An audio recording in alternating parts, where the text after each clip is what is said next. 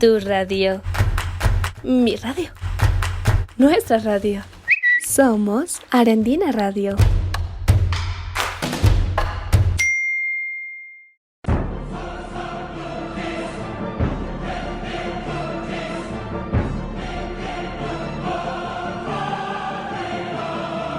Humanizarte. Imaginación.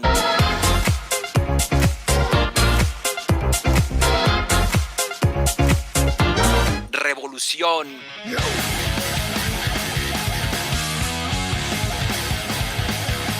Creación.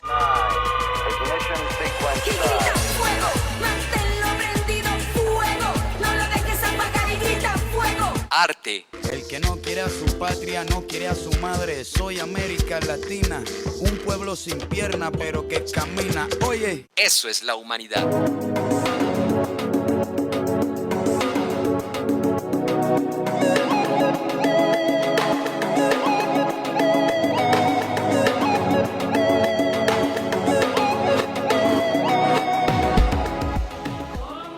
Iniciamos esta temporada de Humanizarte 2026 allí con Pernet. Elegimos este Blue Monday porque representa la colisión perfecta.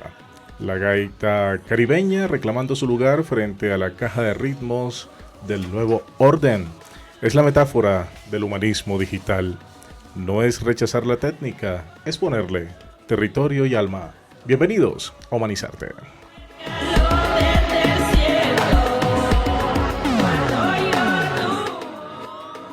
Un saludo a nuestra audiencia. Soy Gloria Patricia Forero y hoy abrimos el debate sobre cómo habitar la técnica sin que ella nos despoje de nuestra esencia, de nuestra alma. ¿Quién programa a quién en este 2026? Y conmigo están nuestros compañeros, Andrés, Simón. Bueno, bienvenido Andrés. Muchas gracias compañeros y a toda la mesa, buenas tardes. Y para entrar en materia con rigor científico, hoy nos acompaña Víctor Manuel Hernández López, director docente del programa de Sociología en Bogotá. Víctor es sociólogo magíster en estadística aplicada, especialista en inteligencia artificial. Su trayectoria une el análisis del algoritmo del Machine Learning con la consultoría en innovación y opinión pública. Víctor, bienvenido a esta mesa de trabajo donde los datos se encuentran con la sensibilidad social. Bueno, muchas gracias Andrés, Simón, profe Gloria, gracias por la invitación. Claro que sí, y bueno, algo muy importante, dándoles la bienvenida a Andrés Jiménez, Gloria, Patricia Forero, este servidor Simón Antonio Dumet, en la mañana todo este tiempo, ¿no?, que corre también de manera muy interesante a través de Humanizarte. Estamos mañana, tarde y noche porque estamos en redes. En todo momento estamos ahí conectados con las personas que nos siguen a través de las diversas plataformas. Así es, y esa es la idea. La idea es estar conectados, hiperinformados en la medida en que se pueda, pero en la otra medida es medir.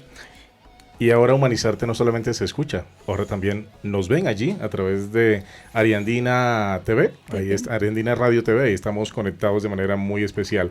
Algo muy importante respecto a nuestro invitado de hoy, también que Andrés acaba de referenciar, pues él es director de el programa de sociología aquí en Ariandina. Justamente hoy vamos a estar hablando acerca de este interesante programa que hace parte de toda la propuesta formativa que tiene, por supuesto, la Facultad de Ciencias Sociales y Humanas. Pero no solamente nos acompaña él en este día. ¿Quién más está con nosotros? Así es, Simón, en Humanizarte también tenemos una pionera, así la saludé, una pionera de sociología.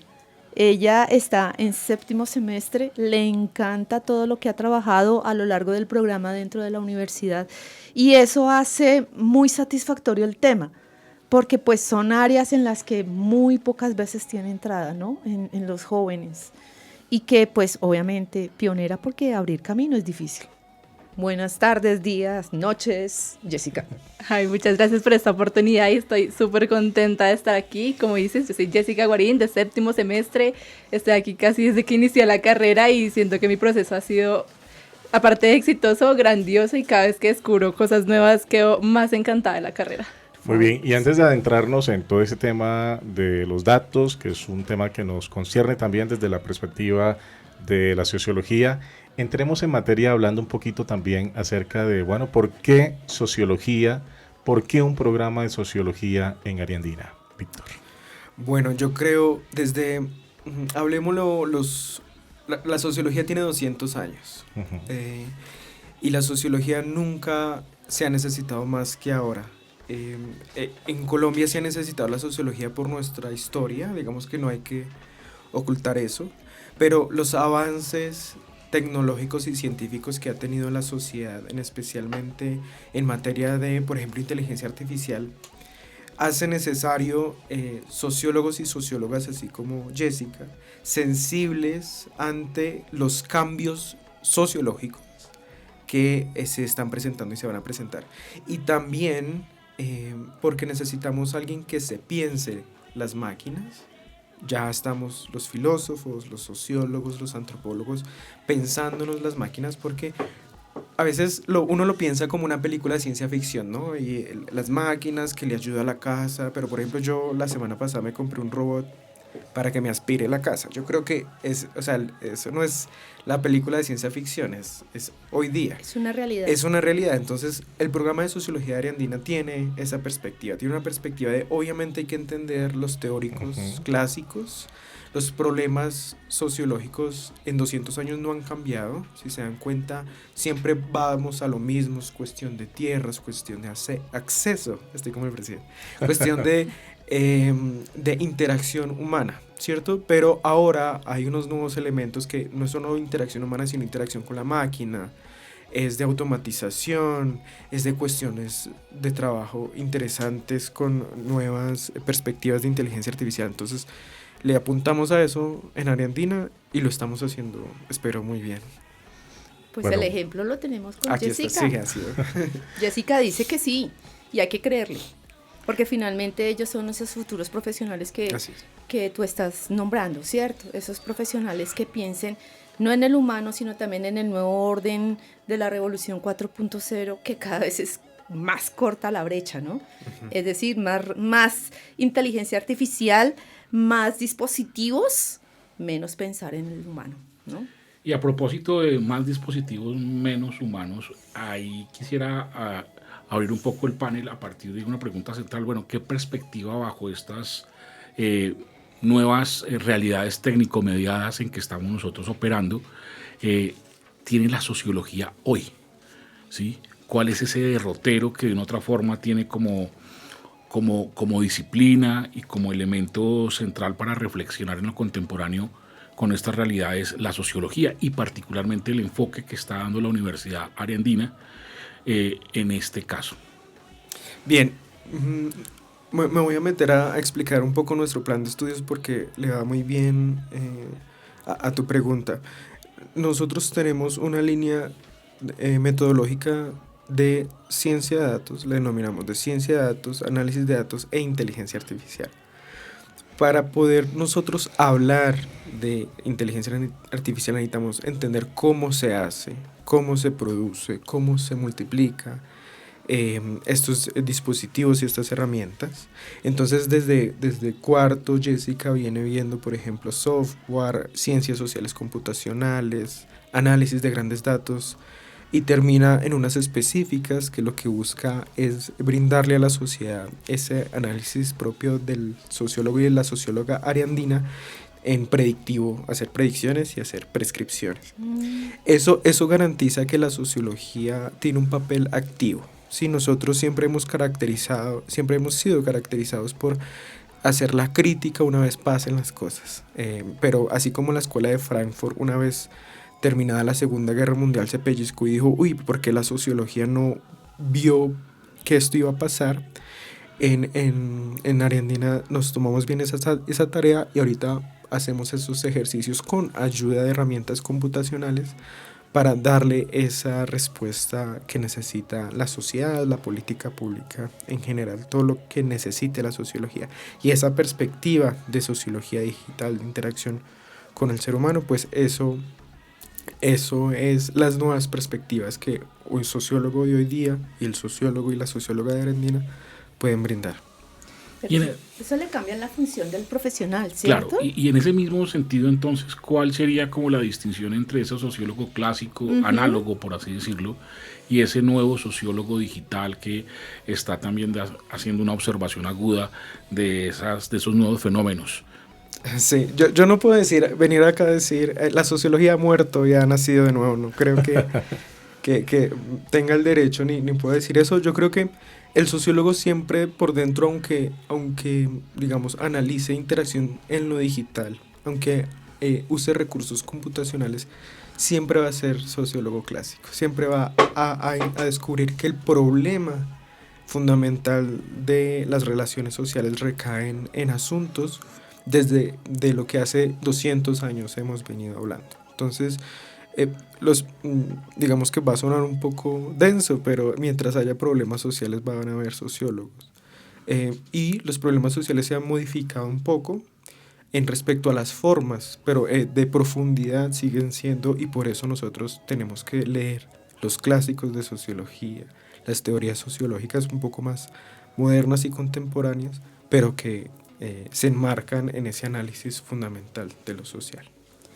Esto me hace pensar unos ejercicios bien interesantes que estamos haciendo en aula con las transversales en humanidades, que tiene que ver mucho con este tema social, ¿no? Generalmente esas primeras materias transversales del sello transformador estamos pensando precisamente en cómo ver esa cultura, cómo ver esos problemas y esos fenómenos sociales.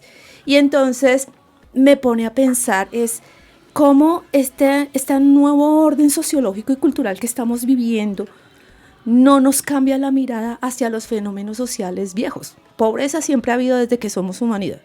Hambre siempre ha habido desde que somos humanidad. Educación, la misma cosa. ¿Cómo pretender que estos nuevos órdenes, estas nuevas visiones que ustedes tienen y que Jessica está aprendiendo, ayudemos a hacer esa, no erradicación, porque creo que no se va a lograr, pero sí el clic para el cambio? Bueno, me parece una pregunta súper chévere porque me invita a reflexionarme un poco del rol del sociólogo. Uno siempre, digamos que el rol del sociólogo siempre ha sido de carácter investigativo, o digamos así se percibe, como un carácter investigativo. Pero lo que estamos viendo hoy día es que el rol del sociólogo, y ahorita hay que decirlo y por eso es muy importante que nos inviten aquí a charlar de eso, tiene que tener un carácter transformador. Es decir, Falsborda, que es el que trajo la sociología acá a Colombia, él intentó ponerle eso, solo que bueno, desde su rol académico, investigación, acción participativa, ¿cierto? Necesitamos transformar lo social, no solo investigarlo. Pero al sociólogo se le ha dificultado eso porque también hay unas cuestiones estructurales que, por ejemplo, en política pública pues es mucho más visto un politólogo que ayude a eso. Yo creo que con estas nuevas herramientas que tiene el sociólogo ya tenemos que darnos cuenta que nuestra voz tiene que ser súper clave, por ejemplo, para la construcción de política pública, porque tenemos elementos de investigación que no lo hemos perdido, pero además tenemos elementos de predicción y tenemos elementos de acción. Y eso es fundamental. No, me preguntaste el cómo, te estoy diciendo, tenemos las herramientas, ¿cómo? Habría que ver detalle por detalle. Yo diría que el cómo es parte del profesional de mire a ver con la creatividad, con su innovación, con todo su conocimiento y experiencia. Y es una pregunta para Jessica y darle la palabra ahorita a mi compañero Simón. Y es cómo les cambia la mirada. Es decir, porque eso nos cambia la mirada. Yo soy lingüista y obvio yo ya miro mi tema desde mi profesión en mi vida privada, en mi vida profesional, en mi vida laboral con mis amigos. Es decir, mi forma de hablar ya es característica, ya no es igual a como era antes. El sociólogo le pasa lo mismo, al médico le pasa lo mismo, es decir, ve enfermedades caminando por todo lado. El sociólogo, pienso yo, que le cambia la mirada hacia ese movimiento social, cultural donde vaya caminando. Sí, de acuerdo, sí. ¿No? La pregunta es, ¿cómo? En Jessica, por ejemplo, que está en séptimo con una patica por fuera. Bueno, pues yo siento que desde que entramos nos implanta como esa mirada sociológica que nos hace ver la sociedad de otra manera, ver cómo funciona, cómo esas estructuras nos afectan. Y, por ejemplo, para responder a la pregunta de cómo hacemos que esos problemas cambien, pues yo creo que algo fundamental es la educación, que eso empieza a cambiar. Y, por ejemplo, aquí en la universidad a nosotros nos enseñan que los problemas, pues claro, dimensiones estructurales, de poder, de identidad, de cultura, pero también nos enfocan en hacer un cambio, en no solo diagnosticar, no solo investigar, no solo quedarnos en describir un problema, sino también en proponer soluciones, hacer proyectos. Nosotros tenemos laboratorios de innovación social en donde la idea es que propongamos una solución a un problema y pues en un futuro ideal aplicarla, pero la idea es que nos den como esa dimensión de que no solo se describe un problema, sino que la idea también es contribuir. Y pues claro, todo esto apoyado en los datos que nosotros podemos extraer, por ejemplo, de redes sociales, también podemos hacer análisis de grandes datos que nos dan una dimensión más grande del problema, nos amplían la mirada para poder darle solución. Jessica, frente a eso que se señala precisamente hoy, muchos escenarios, entre ellos el asunto de la inteligencia artificial, toda la dimensión también en el universo y el mundo digital, ha reconfigurado muchos de los oficios que tenemos, precisamente entre ellos el del sociólogo. ¿Usted cómo lo percibe en relación a los retos y a los desafíos que enfrenta hoy el ejercicio del sociólogo, en este caso la socióloga, ¿verdad? Atendiendo a problemáticas muy particulares y muy concretas? Ya se ha señalado y se ha mostrado y se ha presentado un poco la relevancia que eso tiene, pero en su caso personal, ¿cuáles son los retos que ha encontrado en el ejercicio de la carrera como tal, con los cuales has venido pensando las tensiones y los escenarios propios de la labor, en tu caso como socióloga? Bueno, pues yo creo que es algo difícil, como la época en la que yo empecé a estudiar, porque claro, se dan unos cambios sociales, la implantación de la tecnología, de la inteligencia artificial, hace que esta labor sea como que tenga un cambio. No es un cambio radical, pero sí que tenga un cambio. Entonces, por ejemplo, yo hago parte de una comunidad digital que es el Fandom Army, y cuando yo quise estudiarlos me di cuenta que no había términos para describirlos en la sociología.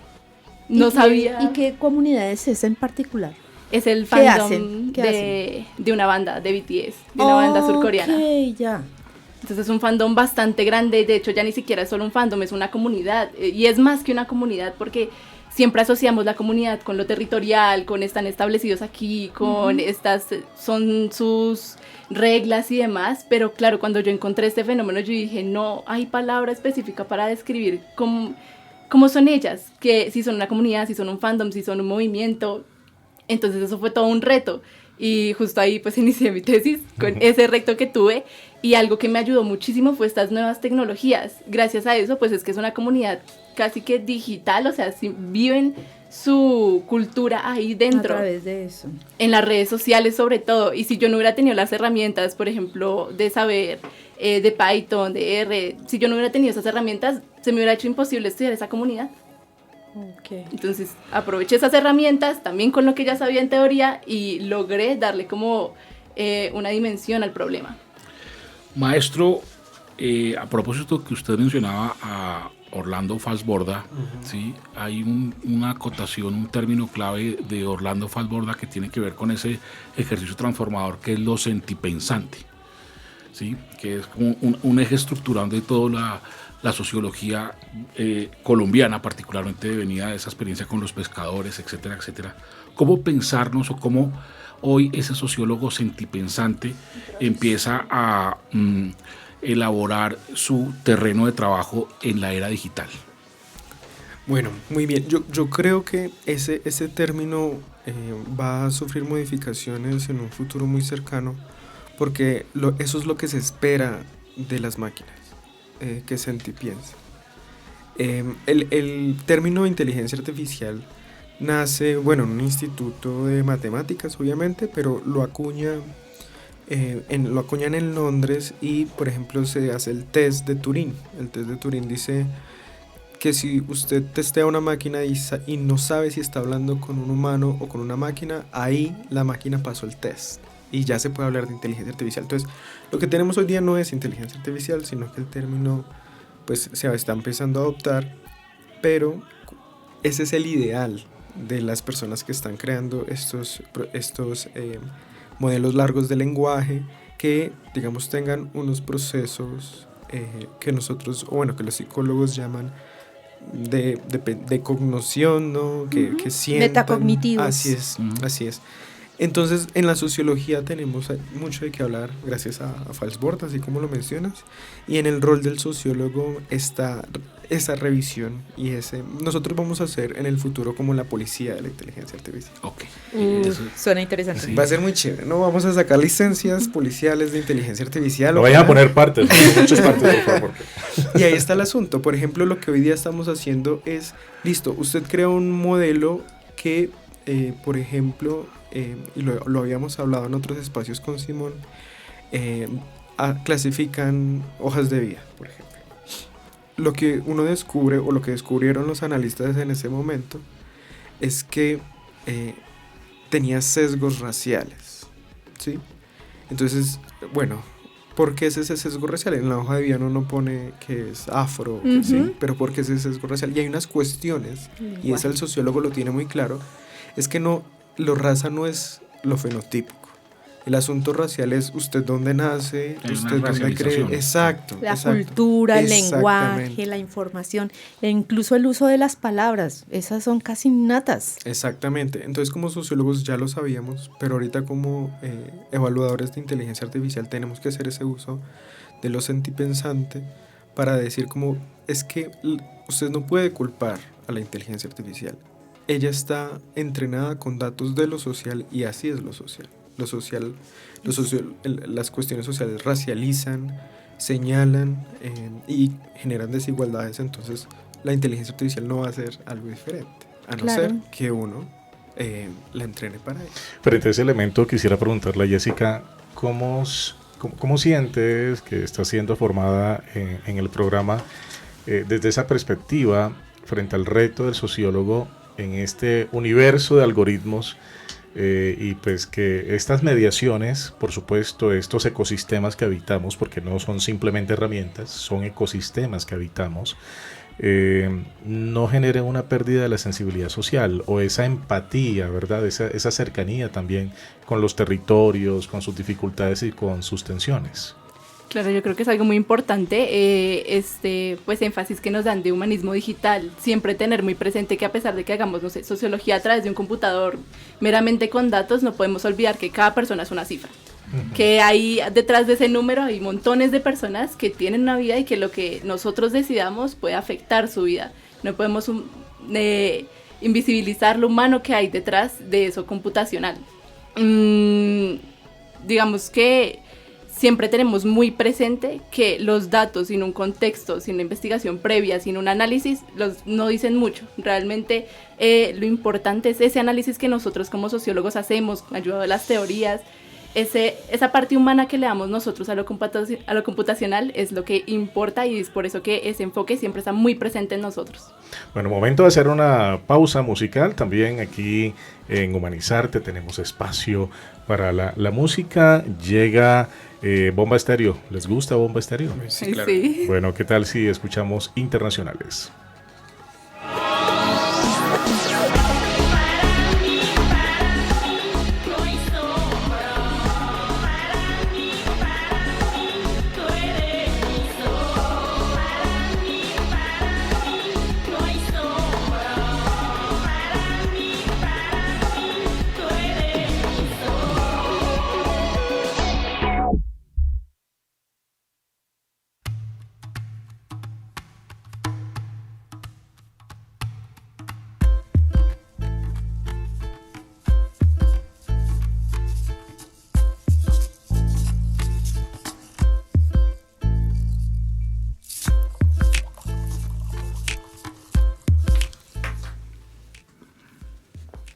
Estamos de vuelta en Humanizarte.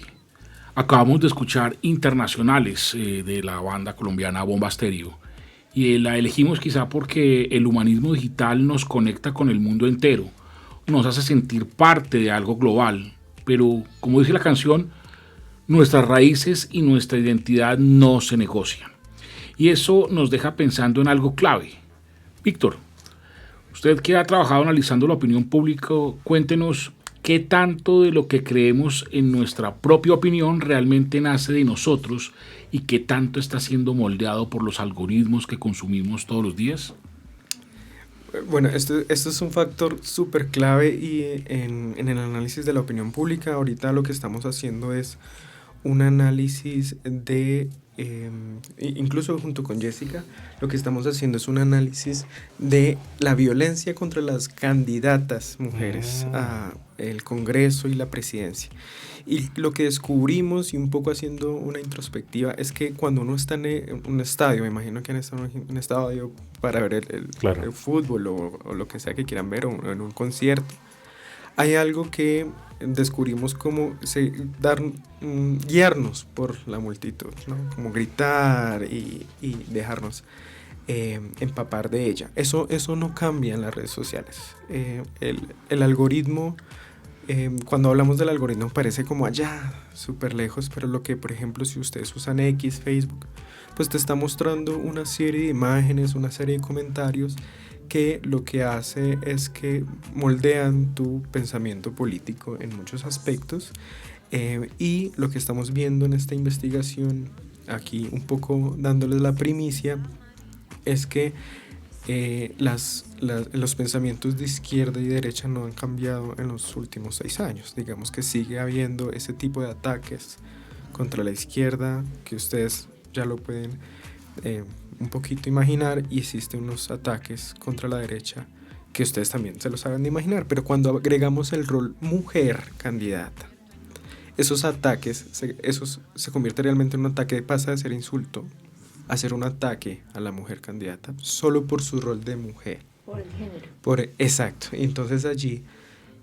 lo que uno descubre en el análisis de la opinión pública es que así, más allá de los espacios lo que llamamos presenciales, cara a cara, lo mismo está ocurriendo en las redes sociales, y así las redes sociales se ven como un reflejo vivencial de lo que está pasando cara a cara. Esa nueva esfera pública, como lo planteaba Eso es. Harent, ¿sí? Ese ejercicio. Y precisamente entonces habría que recoger un poco también lo que hemos venido planteando. Hay unos retos tanto epistemológicos para ese nuevo sociólogo, ¿sí? Como también unos retos sociales frente a estos nuevos escenarios técnico-mediados, ¿sí?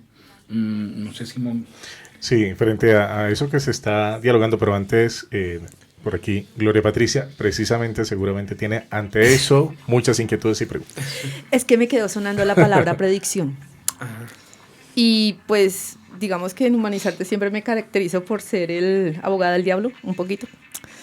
Y entonces se me viene a la cabeza la pregunta, y la verdad es una pregunta no solamente académica, sino también en términos de uso diario con el tema de mediación, redes, virtualización y demás.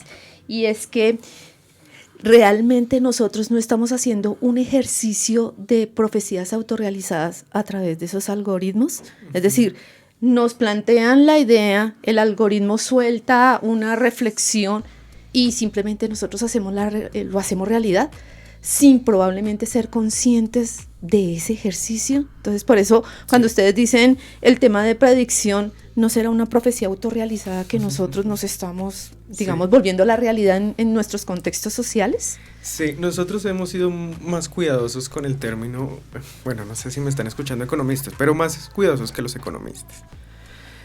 Cuando hablamos nosotros de predicción, estamos diciendo que hay unas variables X que están muy, muy vinculadas a unas variables Y.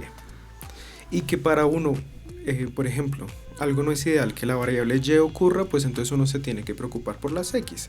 Esa es la cuestión de la predicción, ¿sí? Entonces, por ejemplo, hacemos un ejercicio en la clase de octavo, que es donde análisis prescriptivo, donde los estudiantes tienen que ya dar propuestas, o sea, no solamente quedarse en el análisis, sino propuestas de. El semestre pasado hicimos un ejercicio de la accidentalidad en Bogotá. Hay cifras de accidentalidad en Bogotá y condiciones que puede que esa accidentalidad se dé. Entre ellas descubrimos, por ejemplo, que la lluvia juega un papel fundamental y si es festivo o no. Entonces, ahí yo no estoy prediciendo, sino que estoy analizando los datos y diciendo, ojo que si usted puede controlar las X, las Y van a pasar. Las variables. Exacto, más o menos. Entonces lo que descubrimos es que días que llueve, hay menos accidentalidad. Y entonces, en el ideal común, por ejemplo, uno piensa que, no llueve, no sé, caos, más accidentalidad, no sé, pero las cifras no lo dicen así. No lo demuestran. Y, por ejemplo, los días festivos hay menos accidentalidad. Entonces, ahorita hay que cuidarnos de no decir, no, pues entonces ponga a llover todos los días o se vuelva festivos todos los días, sino que tienen que, en ese contexto, que es lo que me dicen los datos, pues prestarle atención a los días que no son festivos y a los días secos. Esos imaginarios existen culturalmente, incluso Claro. antes de la inteligencia artificial, es decir, siempre que llueve nos preparamos, tomamos decisiones de cómo salir, si salgo con tiritas o si salgo con tenis o si salgo, ¿sí? Es decir, nos preparamos para esa nueva forma de vivir, llamémoslo así, de movilizarnos en la calle. Y ahí viene mi pregunta también con el tema de mujeres. ¿Será que cuando, o pues de género, será que cuando solamente empiezan este tipo de candidatos y solamente muestran un nombre, nos quedamos con el nombre género y ahí dejamos el resto en vacío?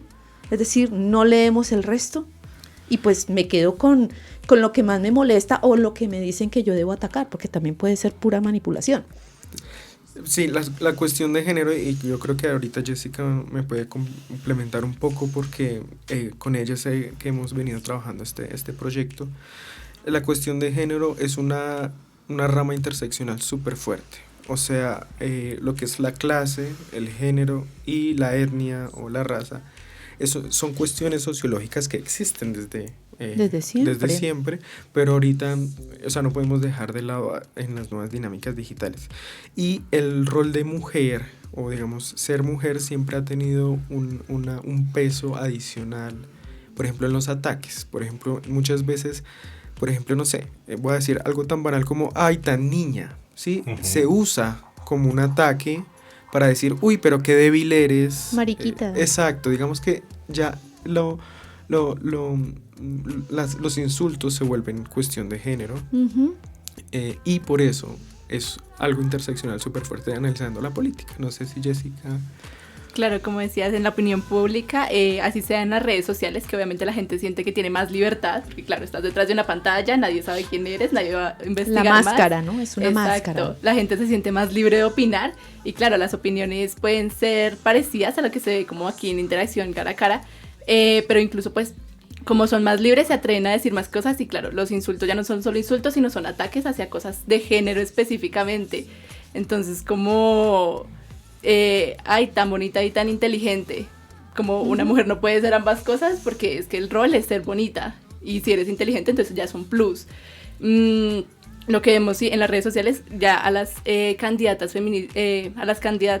lo que hacen es como sexualizarlas constantemente, y con eso degradar su posición política, como que por eso no deberían estar ahí. Debilitarlas, ¿no? Exacto, entonces ya los insultos no es como, es que tu propuesta me parece súper mal, sino es que como eres fea ni siquiera deberías estar ahí. No piensas, eres bonita. Exacto, todos los ataques son súper sexualizantes. Y frente a eso, sin duda alguna, entramos en un escenario como el de los discursos de odio, ¿no? Que sistemáticamente empiezan a configurar también unas prácticas que generan exclusión, que generan discriminación y que de alguna manera también configuran un conjunto de estereotipos que lamentablemente terminan muchas veces transformándose en distintas formas de violencia también, ¿no? Violencia simbólica, violencia física, en fin. Frente a eso, quisiera también que pusiéramos un poco el acento en relación con el asunto del poder. El poder, el ejercicio también, o el rol ético que juegan también los sociólogos en ese análisis, ¿no?, de las configuraciones del poder. ¿Cómo vemos la relación poder, ética, sociedad desde esta perspectiva sociológica?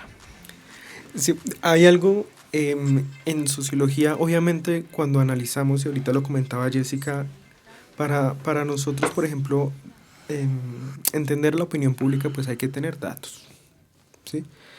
¿Cómo nos conseguimos esos datos? Ahí está el primer, y algo fundamental que nos hemos pensado un poco es, por ejemplo, X, antes de ser X, Twitter, tenía una manera de dar datos de Twitter a investigadores que se acreditaran de una institución.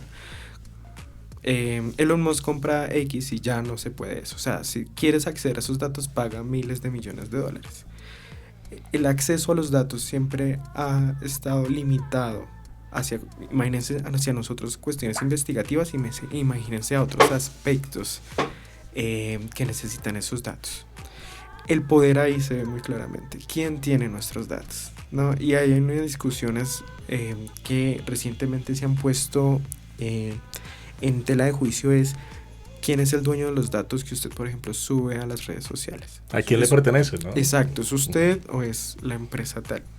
En una clase puse un ejercicio de una noticia que le están poniendo, ¿cómo se llama? Electrodos en la cabeza a los niños para medir su nivel de atención en la clase. Esos datos se van a la oficina central del gobierno chino y le mandan un reporte mensual a los papás para decirles, oiga, su hijo no está prestando atención. No, los muchachos, no, ¿cómo es eso posible? Están metiéndose en esferas dentro de los datos. Entonces yo les preguntaba luego, ¿quién tiene un reloj inteligente? Tal, me respondían tal. Entonces yo les decía, ¿por qué Apple? Porque Xiaomi necesita saber sus pulsos, necesita saber su sueño. Entonces ya estamos dejando, y esto lo hacemos inconscientemente, ¿no? Estamos dejando que nuestros datos incluso de salud, morfológicos, se vayan a unos privados. ¿Sí? Cuando la cuestión es de público, que después es el gobierno chino, ahí lo vemos como, uy, pero cuando la cuestión es de unos privados que manejan mis datos, ahí yo digo, no, pues bien, me gusta este reloj, ¿cierto? Es como los perfiles, ¿no? Que nosotros pensamos que proteja su perfil, póngale ciberseguridad a su perfil, cuando todos sabemos que esos perfiles son más públicos y más, voy a usar la palabra horrible, prostituidos que nos usan para todo lado. Facebook tiene tus datos. Sí, y en todo lado. Antes, por ejemplo, uno no lee los términos y condiciones, ¿no? En Facebook del 2010, exacto, Facebook del 2010, ellos podían utilizar tus fotos en publicidades en India, en Asia. Entonces, si aparecía esto en una publicidad de crema dental en Indonesia, pues es que tú habías cedido los derechos de los datos. Entonces, ahorita la cuestión de poder, que es, digamos, estamos analizándolo desde la sociología y que nos preocupa mucho, es el acceso a todos los datos que tienen de nosotros. Con respecto a eso, ya para darle la palabra a Andresito, y es el tema de, si yo tengo que pagar por montar mis datos, por hacer mis comentarios, ¿eso quiere decir que yo puedo hacer cualquier tipo de comentario? Como lo hace X, comentarios de odio, que dañan a las personas, que llevan incluso a depresiones, suicidios y demás, y como yo pagué, pues yo tengo derecho, y no me lo pueden desmontar, no me pueden bloquear, no me pueden censurar. ¿Es hasta allá el tema del poder con respecto a la información? Si yo pago, obviamente.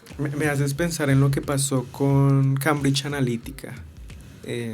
Para contextualizar un poco, lo que pasó con Cambridge es que Facebook le vendía información a una consultora política de Cambridge, que en ese momento era la primera campaña presidencial de Donald Trump, pues paga para Cambridge Analytica. Y lo que hace Facebook es venderle la información, pues si hay el dinero, pues yo le puedo vender. Y lo que hace la consultora es analizar qué personas pueden ser susceptibles a esta falsa información. Y a ellos le empiezan a enviar precisamente información falsa de Hillary Clinton. Entonces, lo que tú dices es cierto. Digamos que el tener acceso a los datos no es un problema per se, pero cuando empieza uno a decir qué están haciendo con estos datos, ahí esa cuestión de poder es mucho más o que me permiten hacer a mí. Exacto, que es limitado, que es nada realmente, a ti como usuario no te permiten hacer claro, nada. Y que se supone que por eso el tema ético de las redes sociales, la virtualidad, ha sido tan difícil ponerse de acuerdo. Sí, así. Pero antes de eso, y Jessica por aquí está levantando la mano, adelante Jessica. Sí, lo que pasa es que también hay algo importante y es que a veces uno cree como no, mis datos son solo entonces mi nombre y si yo puse ahí ese o la foto, no, también están por ejemplo las famosas cookies que aceptamos cada vez que entramos a una página y que son casi que obligatorias para acceder a la información. Todo eso lo que hace es como capturar cada movimiento del mouse, cuánto te demoraste seleccionando la página, cuánto viste una sola imagen, todo eso se recoge porque los datos realmente tienen una función muy grande y se puede hacer mucho con ellos. Y la gente no es consciente y la información se hace como menos accesible precisamente para que la gente no sea consciente. Por eso los términos y condiciones son larguísimos de no, mejor ni los leas porque para todo qué. tiene su intención, en Exacto. realidad. Y nos perfilan. Adelante, Andrés. Yo traigo una reflexión precisamente de Susana Schoff, que nos habla de ese capitalismo de vigilancia, en donde, digamos, de una otra forma, hay un nuevo orden mundial que de todas maneras requiere una experiencia humana. Y esa experiencia humana se viene construyendo a través de una suerte de muleto con los datos externos. ¿Sí? Tenemos un otro yo, ¿sí? Con nuestros datos en un mercado, como hablaba maestro Víctor, en un mercado de predicciones que cada vez va tomando más fuerza. Y en ese mercado de predicciones está algo clave que entra también la sociología, que es la predicción de la conducta humana. ¿Sí? Precisamente, ¿cuál es el juego ético que tiene, recogiendo un poco la pregunta que hacía anteriormente Simón, el sociólogo hoy frente a ese escenario? Porque a partir de ese rigor positivista, digamos, que se ha venido gestando en todo el siglo XX, los datos se han convertido en ese elemento central para poder tomar decisiones y para poder hacer ese análisis sociológico particularmente. Pero al mismo tiempo, cómo se obtienen, cómo se usan, y para los fines de mercado, incluso más allá de lo político, que es todavía un poco más preocupante, pues pone en tensión también el papel del sociólogo hoy. ¿Cuáles son esos retos en ese sentido deontológico y ético? Sí. Yo me río porque yo tengo un amigo que es sociólogo. Él se graduó conmigo, él trabaja en Google. Y desde la perspectiva ética no puedo hablar muy mal de Google, porque Google le da, digamos, tiene muchísimos datos de nosotros, como decía Jessica, no solamente nuestra información que uno da libremente, sino, por ejemplo, qué páginas visitó, ¿no? Ya que usamos el buscador de Google. Él utiliza, yo le llamo una sociología a la inversa, una sociología para fines del capitalismo, ¿no? Yo no lo culpo. Digamos que, o sea, culpar al sociólogo de, por ejemplo, usar esas concepciones sociológicas para hacer vender más, pues hace parte de la vida, digamos. Bourdieu decía... Y es el negocio finalmente del profesional que quiera ir en alguna línea. Sí, Bourdieu decía que, o sea, el sociólogo no puede nadar contracorriente. O sea, hacemos parte de este río social. Los capitales humanos. Por más que quiera el operador sociólogo del sistema, en cierta exacto. forma, sí. Pero en la universidad sí nos podemos dar ese lujo de ser muy críticos para esas cuestiones. Entonces, por ejemplo, Jessica ha sido testigo de que nosotros hablamos y criticamos muy bien a las industrias que fomentan el consumismo a partir de los datos. Pero, por ejemplo, este es mi rol como profesor, pero luego salgo a mi rol como consultor de innovación y yo tengo que decirle a las personas, me acuerdo que la última investigación que tuve es que a la gente no le gusta ver el hueso en el pollo. Ah, sí. Entonces, a mí, claro, me toca aterrizar un poco de mis voladas sociológicas y quedarme en el análisis puro y duro de los datos y decirle a la industria de la alimentación que tienen que crearse nuevos productos donde no haya hueso, porque a la gente no le está gustando. O el pedacito rojo que Ahí uno está, asume que es crudo o que está pasado, algo. Exacto. Es decir, digamos puras mi imaginaciones nos estimada hacemos Gloria películas. aquí me confirma la teoría. Todo el tiempo. Pero ahí está el asunto, digamos que ahí siempre está la dualidad. Aunque el sociólogo, mi compañero sociólogo, haga eso en Google, por dentro él tiene sus procesos reflexivos. No significa que como persona comparta el tema. Exacto. Pero es que yo les tengo una pregunta de un ejemplo que nos pone, nos da indignación. Sí. Una indignación social. Imagínense, yo no sé, chicos, si ustedes vieron este video, eso fue hace como unos 15, 20 días, de una señora que le llegó un repartidor, y como todo es grabado, ¿no? Y luego lo suben a las redes. Una señora le llegó un repartidor, y el repartidor, como muy los enseña, le dicen, señora, mire, aquí está su paquete, y la señora, muy indignada, le dice, señora, yo soy doctora. Y así con toda la superioridad y el tema del poder. Obvio, todo el mundo grabando porque la señora indignadísima y con toda su actuación en el tema de doctora y el repartidor. ¿Pero qué? ¿Me va a recibir el paquete o qué? Pues a mí qué me interesa que usted sea doctora. Me tiene que decir doctora, no sé qué. Sí. Ese tema que hace que unos sean más superiores de otros en términos de humillación, llamémoslo así, en términos de oficios, en términos de lo que nosotros creemos es valioso versus lo que otros hacen humildemente y que pobrecitos, sacrificados y sufridos, cuando todos somos iguales. Entonces, eso implica una información adicional, es decir, el video no es gratis. La actuación de la señora tampoco es gratis. Probablemente el repartidor sí lo hizo normal y hizo su trabajo. Pero el hecho de colgarlo, y ahí viene mi pregunta también para que nos adentren en el tema de la sociología virtual, que ustedes sé que se van para allá también. Entonces es, ¿por qué estos videos hacen tanta mella en la parte social? Porque a uno nos indignan y vamos contra la señora y la empiezan a buscar y le empiezan a mandar comentarios, y como todo está en las redes, hasta la señora ni siquiera será doctora, pero como ya quiere que le digan doctora, y empiezan a atacarla y atacarla y atacarla por lengua y larga, pensaría yo, no sé. Pero entonces esa parte, ¿por qué es importante subir toda esa información a la virtualidad y que millones de personas, así no los conozcamos, sepan la situación? Bueno, yo allí tengo varias perspectivas. La primera es en cuanto al acceso de la información. Tener redes sociales nos ha permitido tener acceso a la información. Eso no significa que seamos informados, y eso es una cuestión diferente que podemos desarrollar en una sesión entera de Humanizarte, pero sí tenemos más acceso a la información, y eso es importante en digamos, en democratizar, que todo el mundo podamos enterarnos. Por ejemplo, ahorita nos estamos enterando de muchas cuestiones que antes se pasaban por desapercibidas por el no acceso a la información. Uh-huh. En la cuestión de que me hablas sobre el video, yo voy a decir lo siguiente. Los sociólogos siempre han recalcado de algo que se llama el simbolismo, ¿no? Hay muchas cuestiones simbólicas. Entonces, por ejemplo, aquí en la mesa podemos decir que hay un estatus diferente, por ejemplo, entre Jessica y yo, ¿cierto? Al final somos seres humanos, como tú lo dices, si lo habla de la cuestión biológica, pues estamos muy similares. Pero hay una cuestión simbólica aquí que nos diferencia, y es que, por ejemplo, el rol de estudiante, el rol del profesor, el rol de los estudios y lo que tú hablabas ahorita de los capitales. No solamente está el capital económico, sino los simbólicos, los culturales, que nos distancian sociológicamente, ¿sí?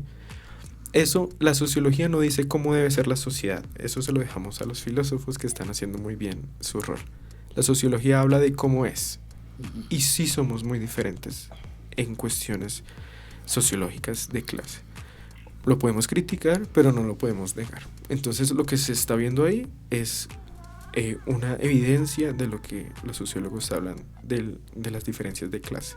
Entonces, yo me creo con la moralidad o la autoridad moral de decir lo que la señora está diciendo, porque yo tengo unos capitales mucho más altos, que son obvios, unos capitales mucho más altos que el repartidor. Incluso la palabra repartidor o el rol de repartidor trae unos simbolismos detrás.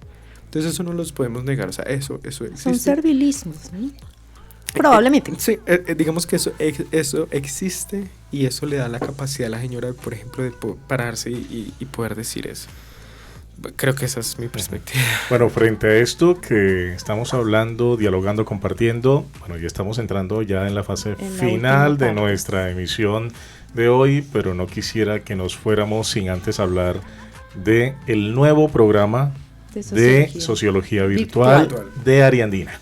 Ya veníamos transitando durante mucho tiempo en la presencialidad en sociología. De hecho, Jessica es hija de la presencialidad.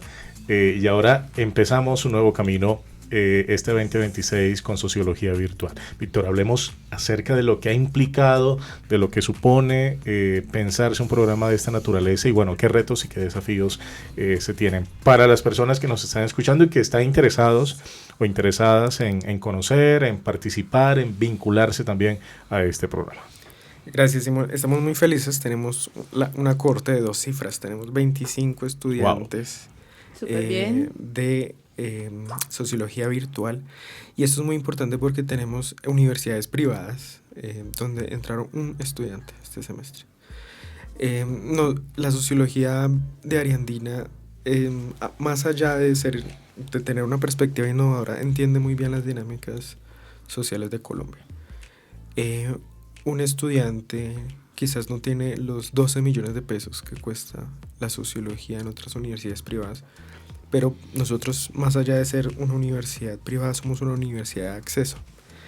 Y eso nos garantiza que cualquier persona en cualquier rincón de Colombia que tenga internet y un computador pueda ver la sociología virtual aquí. Es muy chévere porque tenemos la mayoría de personas que están estudiando sociología son personas que ya tienen un pregrado, que incluso muchas de ellas ya tienen un doctorado, pero que encuentran en la sociología de Ariandina esa perspectiva que no han encontrado en ninguna otra o que no encontraron en sus pregrados, que es eso de lo que Jessica y yo estamos defendiendo hoy, que es esa sociología digital, métodos computacionales, sensibilidad ante estas cuestiones mediadas por la tecnología. Eso nos hace una universidad, una sociología de vanguardia que se enfoca en los problemas sociales desde una perspectiva innovadora. Entonces, eso nos tiene contentos, nos tiene motivados y esperamos que sigamos así con un buen número de estudiantes semestralmente.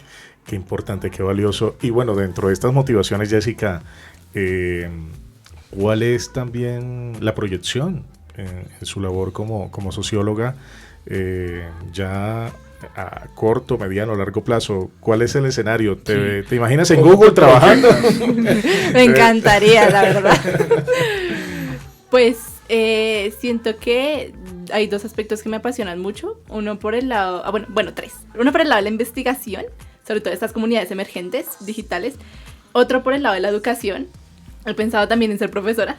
Me gustaría también mucho esa labor. Y otro ya por el lado de la política pública, para poder ejercer un cambio de alguna manera, utilizar todo ese conocimiento que yo tengo en algo que impacte a la sociedad positivamente. Es muy valioso este escenario. Además que estas nuevas sociologías, llamémoslo así, del nuevo orden, abren nuevos campos de trabajo, que me parece fabuloso. Antes el sociólogo solamente estaba o para investigar o docente. Sí. Trabajo de campo social, por ejemplo, en interventorías y demás, ¿cierto? Y eso sí le iba súper chévere. Pues ahora vemos el sociólogo en Google. Correcto. y con estas nuevas culturas y comunidades emergentes, pues obviamente qué mejor que un sociólogo de esta era trabajar y a partir de los datos, minería y demás. Entonces, me parece súper interesante. Yo creo que el poder de interpretar los datos desde esa mirada social y problemática siempre será un ejercicio potente. Sí. Y el escenario queda abierto siempre para cualquier elemento en donde se necesita esa interpretación aguda, crítica, y que de una otra forma, como lo decía el maestro Víctor, nos muestre la realidad, que es en esencia también el papel de la academia, mostrar la realidad, porque hay algo fundamental, recogiendo también un poco lo que han dicho acá en la mesa. No podemos hacer un ejercicio transformador si no reconocemos la realidad. O sea, es imposible hacer un cambio, como lo planteaba Marx, desde la concepción del conocimiento, sino hay un reconocimiento de esa realidad. Y ahí es donde el dato tiene un valor fundamental. Entonces, no solamente sigue siendo vigente y necesaria esa mirada sociohumanística que plantea la sociología, y particularmente desde el escenario que está recogiendo Ariandina, ¿sí? Tanto en lo presencial como lo virtual, sino su papel para mostrarnos lo que es, lo que pasa y lo que está sucediendo. Y ahí siempre, creo yo, habrá un escenario de trabajo en lo público y en lo privado. Ya habrá que establecer unos marcos éticos un poco más regulables frente a la profesión, pero ese es otro debate. Exacto. Así es. Y ya como para hacer unas reflexiones de cierre, sobre todo en esta sociología virtual, me parece un plus fabuloso es que los nuevos estudiantes tengan la experiencia de otras academias, de otras miradas, de otras profesiones, es decir, alimenta diversas, fabuloso esta nueva sociología y no los cogemos como tan chiquititos como para poderlos ir acomodando a unas nuevas culturas, sino que ya tienen su propio pensamiento. Y eso es muy valioso. Hablemos del plan de estudios. ¿Qué incorpora el plan de estudios de sociología en su modalidad virtual, en su modalidad presencial aquellos ámbitos destacados para darle también a las personas que nos están escuchando un panorama muy llamativo frente a ello. Perfecto. Nosotros tenemos nuestra línea metodológica que inicia desde primero y va hasta octavo, o sea, todos los 4 años que estarán con nosotros tienen ese componente computacional, desde pensamiento lógico matemático, estadística inferencial y descriptiva, pasando por software, análisis de grandes datos, análisis predictivo, prescriptivo. También tenemos una línea teórica obligatoria, que esta teórica obligatoria está enfocada en las nuevas dinámicas sociales, sociología digital, sociología de la comunicación y los medios y de la información y los medios que nos acompaña el profesor Simón. Y tenemos una teórica optativa que se encarga de que si usted quiere ser un sociólogo, lo bueno de estudiar sociología es que es como Barbie, ¿no? Sé lo que quiera hacer. Y el asunto es que si usted se quiere ir por la línea de sociología de los temas emergentes, puedes irte por allí y estudias género y sociología del deporte. Pero si quieres ser un sociólogo mucho más clásico de las comunidades, puedes irte por sociología del territorio urbano y rural. Entonces tenemos esa línea teórica optativa que los estudiantes pueden elegir hacia el final de sus carreras. Bueno, muy interesante, muy valioso. Creo que ahí tenemos muy prometedor, ¿no? Pues un ámbito bastante llamativo para seguir explorando y para seguir afianzando esta experiencia. Ya se nos está acabando el tiempo, me están haciendo ojitos por aquí desde el máster, pero quisiera, en una palabra, Jessica, ¿sociología para ti es? Yo creo que de construcción. Entonces, de construcción personal, cambiar esa mirada que uno tiene del mundo, aprender cómo funciona todo te hace darte cuenta de esas desigualdades, de que esa estructura nos oprime. Yo creo que por eso es un programa muy interesante, porque te cambia realmente la mirada que tienes de cómo funcionan las cosas. Y pues claro, un cambio personal en cómo actuamos, en cómo decimos las cosas incluso. Muy bien, Víctor, en una palabra, sociología. Jessica me la quito, mentiras. Yo creo que es perspectiva. El sociólogo aprende a escuchar realmente dentro de no de la palabra, sino de la acción de escuchar y comprender, más allá de justificar. Comprendemos muy bien. Entonces, perspectiva. Muy bien. Andrés Jiménez, balance de la experiencia del diálogo el día de hoy. Pues muy satisfactorio saber que nuestra institución de una u otra forma no solamente recoge una serie de ciencias duras, por así decirlo, sino que empieza, digamos, a tener una visión en torno a lo social y a las problemáticas que están relacionándose hoy en estos nuevos escenarios, especialmente con lo digital, haciendo una apuesta a un cambio, a una transformación, como lo hemos venido digamos, desarrollando desde otras áreas, pero particularmente desde la sociología, con un ejercicio innovador, pertinente y altamente, digamos, puesto en un escenario que requiere hoy más que nunca estos contenidos que se están trabajando tanto en lo virtual como en lo presencial.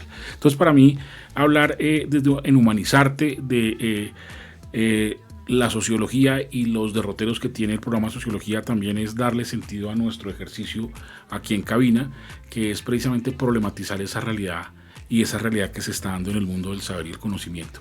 Y creo que ahí hay un ejercicio bastante interesante. Muy bien, Gloria Patricia. Bueno, yo quiero hacer 2 temitas. Uno, invitar a todos nuestros radioescuchas a que se acerquen a este nuevo programa de sociología, no solamente el virtual, sino el que ya está en camino 7º semestre de 3ª generación. Es decir, ya hay graduados de sociología presencial. ¿Y por qué es importante que se acerquen? Porque es una mirada diferente que todos debemos tener. Es decir, a mí me parece que es una obligación empezar a mirar de manera crítica las redes sociales, de manera crítica la inteligencia artificial, no tragar entero, para poder tomar buenas decisiones. Ahorita se nos vienen unas decisiones supremamente complicadas que la gente está supremamente confundida y las redes es obvio caldo de cultivo fabuloso para que miren a ver por dónde votamos. Eso por un lado. Y por el otro, que me parece tan bonito la interdisciplinariedad que maneja sociología, porque tenemos que hablar de comportamiento, tenemos que hablar de lengua, de lingüística, de cultura, tenemos que hablar de política, es decir, todas unas dimensiones del ser humano envueltas en el regalito sociología. Entonces, yo los quiero dejar a nuestros radioescuchas con esas ideas, que quede sembrada la semilla y que la duda. Acérquense, a ver qué encuentran. Si no les gusta, pues perfecto. Hay otras cosas en Ariandina y en la Facultad de Ciencias Sociales Muy bien. Humanas. Y como también la pregunta aplica para mí, entonces lo planteé un poco desde la perspectiva de la innovación, de la creación y de la sensibilidad social, que me parece que es un elemento importante. Hay que cultivar la empatía también Así en estos es. retos y en estas carreras que sin duda alguna son Esas fundamentales. competencias nuevas que nos trajo el siglo XXI. Sin duda alguna. Bueno, Víctor Manuel Hernández, director del programa de Sociología en Ariandina, muchas gracias por atender la invitación de Humanizarte. A ti, Simonia, la profe Gloria, el profe Andrés, muchas gracias. Así es. Bueno, Jessica Guarín, muchas gracias por atender esta invitación. Ay, gracias a ustedes por darme el espacio para aportar la voz de estudiante. Así es. Queremos enviar también un saludo muy especial por parte de Humanizarte, de este equipo, pues a nuestra directora también del Departamento de Humanidades, Mercedita Beltrán Fletcher, que próximamente estará aquí con nosotros también, a nuestra decana, Tatiana Gómez, para que la tengamos ahí muy presente. Ella hace parte y pues ha abanderado también toda esta apuesta al humanismo digital. Un saludo muy especial para ella y bueno, a todo este equipo que, a propósito, recuerden, Humanizarte ya no solamente se escucha, también se ve a través de las diversas Y se vive. redes. Y se vive, por supuesto. En el Control Master nos acompañó Fabián Pérez. Muchas gracias, Fabián, por la asistencia técnica. Y de esta manera estamos finalizando nuestra emisión del día de hoy en Humanizarte. Recuerden que estamos a través de Instagram, en @Ariandina Radio, y también estamos a través de YouTube, ahora que nos pueden ver en en Ariandina Radio TV. Ahí estamos. Y en Spotify Y en nos pueden Spotify. escuchar todas nuestras temporadas y series anteriores, y en esta nueva temporada 2026, que es diferente. Así es. Y bueno, de esta manera estamos llegando al final de nuestra emisión el día de hoy, agradeciéndoles a todos y todas por asistir, por acompañarnos, por dialogar y compartir con nosotros en este espacio. Mi nombre es Simón Antonio Dumet, deseándoles un feliz resto de día, cuídense mucho y recuerden que Humanizarte está Al aire. Tu radio.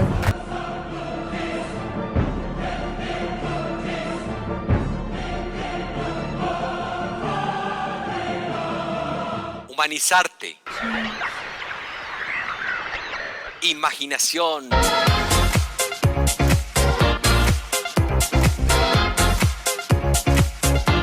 Revolución.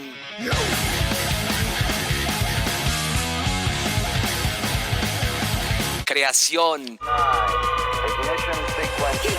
Fuego, manténlo prendido, fuego, no lo dejes apagar y grita fuego. Arte. El que no quiere a su patria no quiere a su madre. Soy América Latina, un pueblo sin pierna pero que camina. Oye, Eso es la humanidad.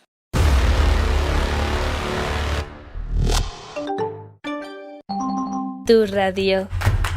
Mi radio. Nuestra radio. Somos Arandina Radio.